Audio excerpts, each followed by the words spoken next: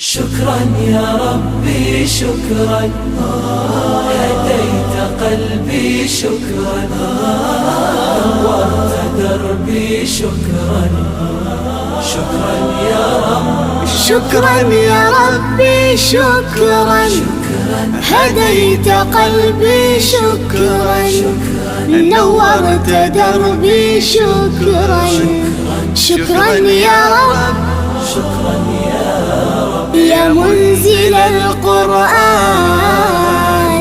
يا خالق الإنسان يا رب يا رحمن. اعوذ باللہ من الشیطان الرجیم بسم اللہ الرحمن الرحیم الحمد لأہلہ والصلاة علی اہلہا اما بعد فقط قال اللہ تعالی فی القرآن الکریم وقول الحق بسم اللہ الرحمن الرحیم کلا بل رأن علی قلوبہم ما کانوا یکسبون.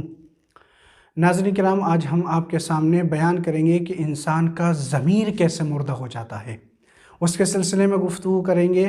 اور یہ آیت بھی بیان کر رہی ہے کہ وہ لوگ کہ جن لوگوں کے قلب زنک آلودہ ہو گئے ہیں، کہ جن کے دلوں پر زنک لگ گئی ہے، ان کے سامنے جتنی بھی خیر کی باتیں کی جائیں گی وہ ان خیر کی باتوں کا ان پر کوئی اثر نہیں ہوگا، چونکہ ان کے قلب سیاہ ہو گئے ہیں، ان کے قلب پہ زنک لگ گئی ہے.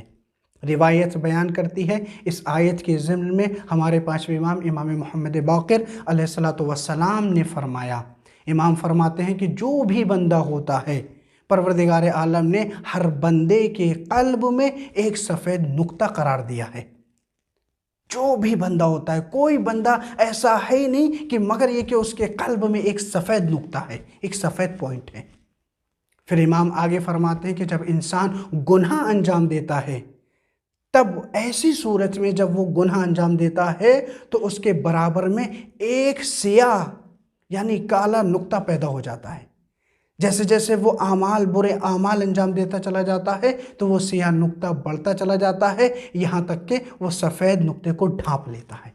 اگر انسان استغفار کرتا ہے، توبہ کرتا ہے، تب ایسی صورت میں وہ سیاہ نقطہ ختم ہو جاتا ہے. لیکن اگر کوئی انسان استغفار نہیں کرتا، توبہ نہیں کرتا ہے، تب وہ سیاہ نقطہ ختم نہیں ہوتا ہے. اور یہی وجہ ہے کہ جو آیت یہ کہہ رہی ہے کلا بل ران علی قلوبہم ما کانوا یکسبون، کہ وہ لوگ کہ جن کے قلب پر زنک لگ گیا ہے، جن کے قلوب سخت ہو گئے ہیں، جن کے دل سیاہ ہو گئے ہیں، اب ان کے سامنے اچھائی کی باتیں کی جائیں، خیر کی باتیں کی جائیں، وہ اس خیر کی باتوں سے مؤثر نہیں ہوتے، اثر قبول نہیں کرتے ہیں. اب ان کے دل سیاہ ہو گئے ہیں، جب دل سیاہ ہو گئے تب ان کے اوپر کوئی حکمتیں، واعظ و نصیحتیں اثر نہیں کرتی ہیں. لہٰذا اب کیا جائے کہ مردہ قلوب کو زندہ کیا جائے. بے چینی اور تکلیف اور اضطراب کی کیفیت بڑھتی چلی جاتی ہے. اب کیا جائے؟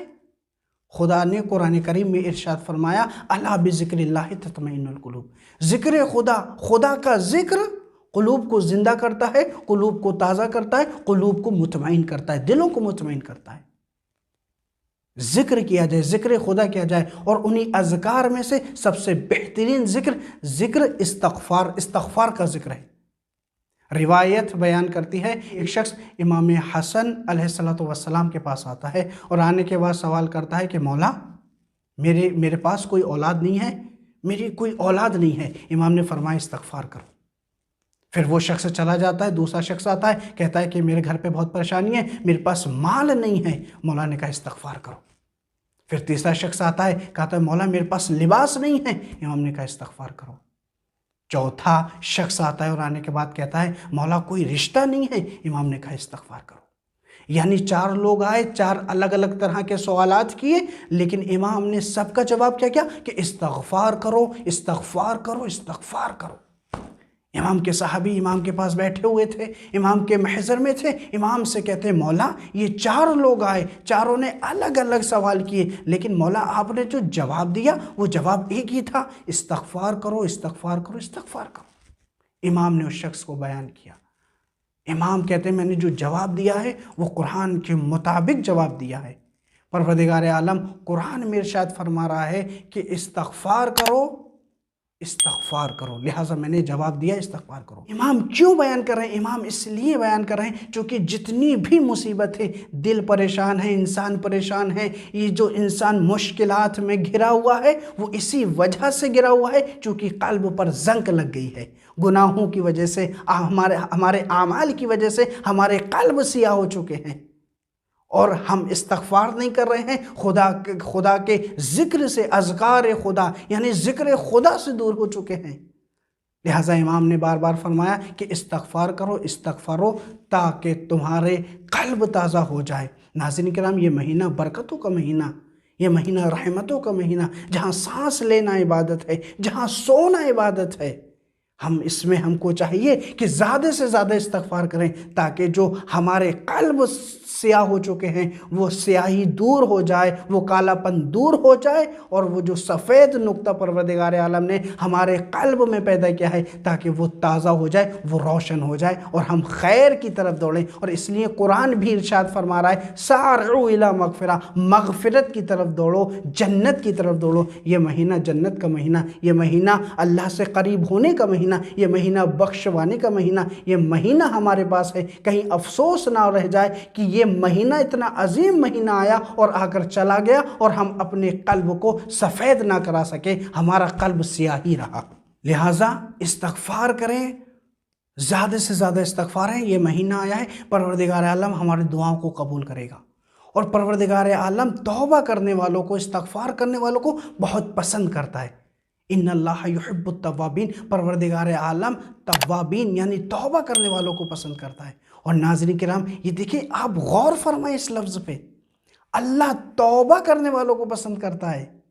اللہ توبہ کرنے والوں کو پسند کرتا ہے. اس کا مطلب کیا ہوتا ہے ناظرین کرام؟ اس کا مطلب یہ ہے کہ جب اللہ پسند کرے گا تو اس کے اوپر عذاب نہیں آ سکتا، اسے جہنم کی آگ نہیں جلا سکتی، چونکہ اللہ پسند کر رہا ہے. تو توبہ کا کتنا بڑا معیار ہے کہ خدا پسند کر رہا ہے توابین کو. اور ناظرین کرام، میں ایک بات آپ کے سامنے پیش کرتا ہوں. جب جناب موسیٰ علیہ السلام طور پہ جاتے ہیں پروردگار عالم سے مناجات کرنے کے لیے، میں یہ بتانا چاہ رہا ہوں پروردگار عالم کتنی محبت کرتا ہے ان لوگوں سے کہ جو توبہ کر رہے ہیں، گناہ کرنے کے بعد توبہ کر رہے ہیں. پروردگار عالم کتنا پسند کرتا ہے. روایت بیان کرتی ہے، زبدۃ القصص میں یہ بات موجود ہے کہ جب جناب موسیٰ طور پہ پہنچے ہیں اور پہنچنے کے بعد پروردگار عالم کو ندا دے رہے ہیں، پکار رہے ہیں. کن الفاظ میں پکار رہے ہیں؟ یا الہ العالمین، یا الہ العارفین، یا الہ المطیعین، یا الہ المحسنین. یا الہ العالمین آواز آتی ہے لبیک. یا الہ المحسنین، اے احسان کرنے والوں کے معبود، آواز آتی ہے لبیک.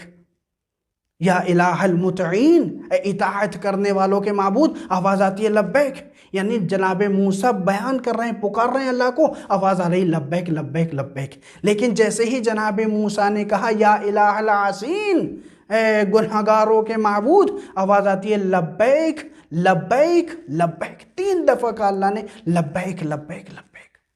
جناب موسیٰ کہتے ہیں میرا معبود، جب میں نے مطیعین کہا، جب میں نے عالمین کہا، جب میں نے محسنین کہا، جب میں نے عارفین کہا، تب تو نے 1 مرتبہ کہا لبیک لبیک لبیک. لیکن جیسے ہی میں نے عاصین کہا تو نے 3 مرتبہ کہا کہ لبیک لبیک لبیک. یہ 3 مرتبہ کیوں کہا؟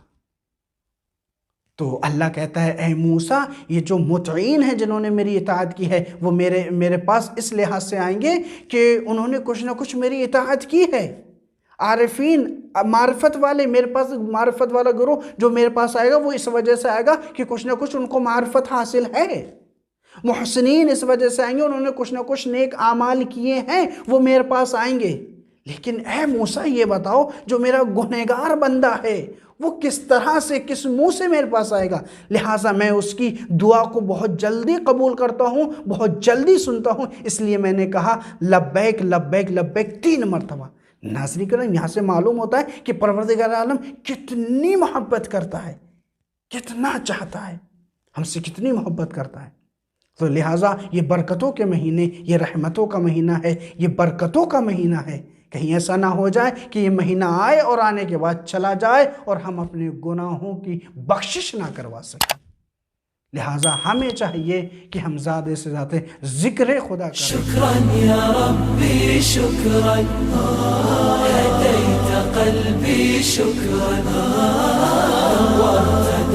ربي شكرا شكرا يا رب شكرا يا ربي شكرا هديت قلبي شكرا نورت دربي شكرا شكرا يا رب